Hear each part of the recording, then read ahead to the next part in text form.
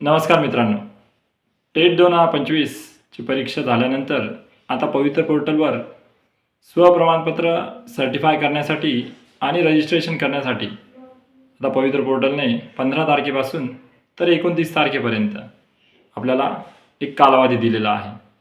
ज्या कालावधीमध्ये आपल्याला आता टेट 2025ची जी प्रक्रिया आहे तिचं सेल्फ रजिस्ट्रेशन आपल्याला करून घ्यायचं आहे. आणि सेल्फ रजिस्ट्रेशन करताना बऱ्याच जणांना आता 15 तारखेपासून तर आजपर्यंत म्हणजे आता 1-2 दिवसात या कालावधीचा मुदत संपेल. शक्यतो परिषदेतर्फे ही मुदत वाढून पण मिळेल. बऱ्याच वेळा आपण बघतो दर नेहमीच्या पॅटर्नप्रमाणे. तर पवित्र पोर्टलमधील काही विद्यार्थ्यांचे जर आवेदन बाकी असले तर ही जी कालावधी आहे ती आपल्याला वाढून मिळते. परंतु वाढून मिळण्याची अपेक्षा न ठेवता दिलेल्या या 2 दिवसाच्या कालावधीत सर्व माझ्या भावी शिक्षकांनी जर पवित्र पोर्टलचं रजिस्ट्रेशन बाकी असेल तर ते लवकरात लवकर करून घ्यावे. आणि 29 तारीख ही त्या रजिस्ट्रेशन करण्याची साईटवर दिल्याप्रमाणे एक शेवटची मुदत आहे. आणि त्यासाठी प्रत्येकाने आठवणीने या 2 दिवसात पवित्र पोर्टलवर रजिस्ट्रेशन करून घेणे गरजेचं आहे. आता पवित्र पोर्टलवर जेव्हा आपण ते रजिस्ट्रेशन करत आहोत तेव्हा साईटवर गेल्यानंतर आपल्याला तिथे 3 विंडो दिसत आहेत. आणि त्या 3 विंडोमध्ये आपल्याला पवित्र पोर्टलच्या तिन्ही आपल्या ज्या भरती प्रक्रिया आहेत 1-2019ची, 1-2022ची आणि 2025ची अशा ज्याही भरती प्रक्रिया आपल्या झालेल्या आहेत त्याच्यात आपल्याला 2025ची टॅब ओपन करून आपल्याला रजिस्टर हिअरवर क्लिक करून आपल्याला रजिस्ट्रेशन करायचं आहे. आता रजिस्ट्रेशन करताना बऱ्याचशा जे आवेदनधारक आहेत, बरेचसे जे अभियोग्यताधारक आहेत त्यांचा मोबाईलवर OTP येण्याची समस्या येत आहे. कारण की बऱ्याच विद्यार्थ्यांच्या परीक्षेच्या वेळेस दिलेला मोबाईल क्रमांक हा सद्यस्थितीत जर चालू नसेल तर OTP शिवाय रजिस्ट्रेशन होऊ शकत नाही. त्यामुळे जो आपला क्रमांक चालू असेल तोच आपल्याला तिथं देणं बंधनकारक होतं आणि तेव्हाच आपल्याला तो OTP येऊन आपली रजिस्ट्रेशन प्रक्रिया आणि सेल्फ सर्टिफिकेशन पूर्ण होणार आहे. त्यासाठी त्याच मोबाईल नंबर टाकून आपल्याला सेल्फ रजिस्ट्रेशन तिथे करता येतं. आता फॉर्म भरताना आपल्याला काही अडचणी निर्माण होऊ शकतात किंवा बऱ्याचशा आवेदनधारकांना त्या अडचणी निर्माण होत आहेत. सर्वात आधी तर आपल्याला फॉर्म भरण्याची सुरुवात करण्याच्या आधी आपल्याला तिथं सर्व प्रकारचे आपले डॉक्युमेंट्स जसं सुरुवातीच्या स्टेपमध्ये आपल्याला नॉन क्रिमिलियर, त्याच्यानंतर कास्ट सर्टिफिकेट आणि त्यानंतर डोमिसाईल हे 3 सर्टिफिकेट आपल्याला पहिल्या स्टेपमध्ये आपल्याला तिथं अपलोड करायचे असतात. त्याची एक स्पेसिफिक साईज दिलेली आहे. जवळजवळ आपल्याला ते 500 KBच्या आत जी साईज असेल त्या साईजमध्ये आपल्याला ते अपलोड करायचे असतात. आणि त्या सर्व डॉक्युमेंट्सची आपल्याला साईट आता शेवट आल्यामुळे जास्त वेळ आपल्याला ती साईटवर डॉक्युमेंट वेळ करायला मिळत नाही अपलोड करायला. त्यामुळे आपण ते सर्व डॉक्युमेंट आधीच त्या साईजने आपल्या मोबाईलमधून जर आपण भरत असू तर मोबाईलमध्ये सेव्ह करून घेणं गरजेचं आहे. किंवा जर आपण PC किंवा लॅपटॉपचा वापर करत असू तर आपल्याला त्या साईजनुसार डोमिसाईल, नॉन क्रिमिलियर, त्यानंतर कास्ट सर्टिफिकेट हे आपल्याला त्या साईजमध्ये करून घेणं गरजेचं आहे. त्यानंतर पुढच्या स्टेपमध्ये जेव्हा आपण जातो तेव्हा आपल्याला एज्युकेशनल क्वालिफिकेशन आपल्याला भरायचं असतं. आणि एज्युकेशनल क्वालिफिकेशन भरताना आपल्याला प्रत्येक वेळेस तिथे एक आपल्याला जेव्हा डॉक्युमेंट अपलोड करण्याची जेव्हा सुविधा खालील टॅब असते त्या ठिकाणी आपल्याला एकाच याच्यात PDF अथवा JPG इमेजमध्ये गुणपत्रक देखील आणि मार्कशीट देखील दोघी आपल्याला एकाच इमेजमध्ये आपल्याला तिथं अपलोड करायचे जर JPG असेल तर.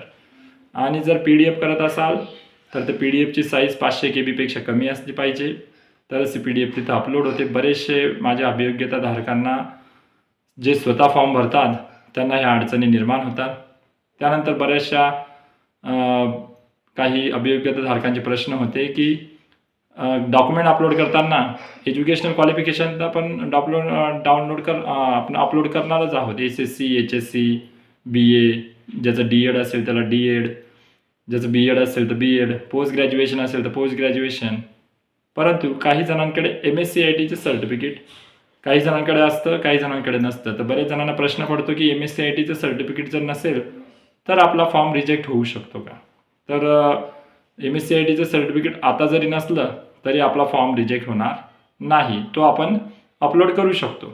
आणि कारण की ते कंपल्सरी नाही, MSc-ITचं सर्टिफिकेट हे कंपल्सरी नाही. तुमच्याकडे असेल तर तुम्ही ते कम्प्युटर लिटरसीच्या टॅबमध्ये जाऊन तुम्ही ते फॉर्म भरू शकता आणि तिथं सर्व डिटेल्स टाकू शकतात. तिथं MSBT बोर्ड तुम्ही सिलेक्ट करू शकतात आणि त्यानंतर तिथं आवेदनपत्रात MSc-ITच्या डिटेल्स भरू शकता.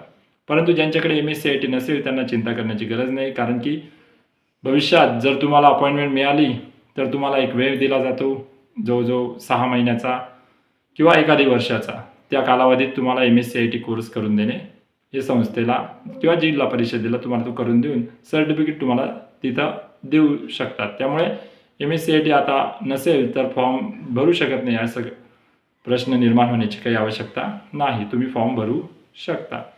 त्यानंतर हे रजिस्ट्रेशन करताना आता सध्या तरी कुठल्याही प्रकारची फी वगैरे आपल्याला भरायची गरज नसते. हे आवेदन पूर्ण करताना सर्व प्रकारचे PDF आपल्याकडे ठेवा. त्यानंतर जर JPG इमेजमध्ये करत असाल तर आपण दोघी सर्टिफिकेट्स हे विद्यापीठाची पदवी पण आणि मार्कशीट पण दोघी आपल्याला आजूबाजूला दोन्ही इमेजमध्ये आपल्याला अपलोड करायचे आहेत. आणि सर्वात शेवटी जेव्हा आपल्याला सेल्फ सर्टिफाय करण्याची वेळ येते, जेव्हा आपला फॉर्म भरून तयार होतो, तेव्हा तो आपण एकदा व्यवस्थित वाचला पाहिजे, जेणेकरून जर फॉर्म भरताना आपल्याकडून काही चुका झालेल्या असतील तर आपल्याला परत एडिट मेनूमध्ये येऊन त्या सर्व एडिट देखील करता येतात आणि फॉर्म आपला योग्यरित्या भरून घेता येतो. तर ही सर्व प्रक्रिया करत असताना आता पवित्र पोर्टलने टेट 2025ची परीक्षा घेतल्यानंतर आता आपल्याला ही सर्व फॉर्म भरण्याची प्रक्रिया उपलब्ध करून दिलेली आहे. आता भविष्यात आपल्याला पुढच्या स्टेपमध्ये प्रेफरन्सेस जनरेट करणं, त्यानंतर इतर गोष्टी त्या आपल्याला परिषदेमार्फत साईटवर त्याच्या सूचना दिल्या जातील. फॉर्म हा भरा आणि एक भावी शिक्षक म्हणून तुम्ही कुठेतरी भविष्यात नोकरी लागावी, त्यासाठी माझ्या तुमच्यासाठी या शुभेच्छा. आणि प्रत्येकाने आता परीक्षा दिली, एक अपेक्षा आहे की सर्वांना सिलेक्शन होईल. मेरिट ह्यावेळेस थोडं हाय जाऊ शकतं आणि त्या हाय मेरिटनुसार प्रत्येकाला जागा अलॉट होतील. तर बघूया पुढची प्रोसेस काय होते. परंतु सध्या तरी एवढीच अपडेट आहे की तुम्ही 29 तारखेपर्यंत ज्यांचे फॉर्म भरायचे बाकी असतील त्यांनी काळजीने फॉर्म भरून या अभियोग्यताधारकांनी केलेल्या मेहनतीला पुढची स्टेपपर्यंत पोहोचवणं आपलं काम आहे आणि त्यासाठीच हा व्हिडिओ मी बनवला आहे.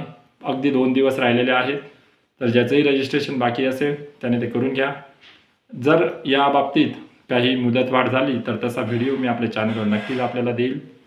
अशाच नवनवीन आणि शिक्षक भरतीविषयी, वेतन श्रेणीविषयी किंवा शिक्षण सेवकांचे अनेक समस्या असतात, त्या समस्यांविषयी, शिक्षक, शाळा, समित्या वगैरे या सर्व गोष्टी म्हणजे एज्युकेशनल फील्डमधलं जेही नॉलेज आपण तुमच्यापर्यंत पोहोचू शकू ते आपण या चॅनलच्या माध्यमातून नक्कीच देण्याचा प्रयत्न करत असतो.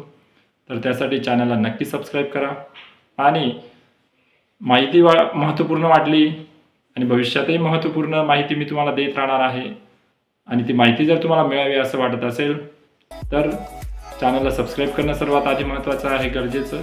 आणि त्यानंतर व्हिडिओला शेअर करा जेणेकरून आपल्या इतर मित्रांपर्यंत पण आपला चॅनल पोहोचेल. तर सर्वांना शुभेच्छा पुन्हा एकदा.